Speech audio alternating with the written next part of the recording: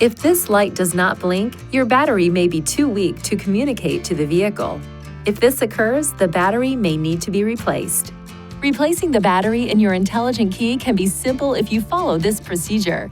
First, see the owner's manual for the recommended battery before replacing. Next, release the lock knob and remove the mechanical key from the intelligent key. Place a cloth over a small flathead screwdriver and insert the tip into this slit. Now twist the screwdriver to separate the intelligent key into two pieces.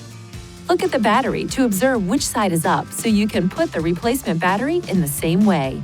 Ensure your hands are clean and free from oil and grease before touching anything inside the key fob. Carefully hold the new battery by the edges every time you pick it up. Remove the discharge battery while being careful not to touch the internal circuits or electrical terminals. Gently place the new battery into the intelligent key with the negative side oriented in the same direction you noted during removal.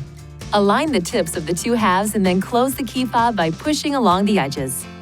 Lastly, operate the intelligent key to ensure it works properly. If you need assistance with replacement, it is recommended you visit a Nissan dealer.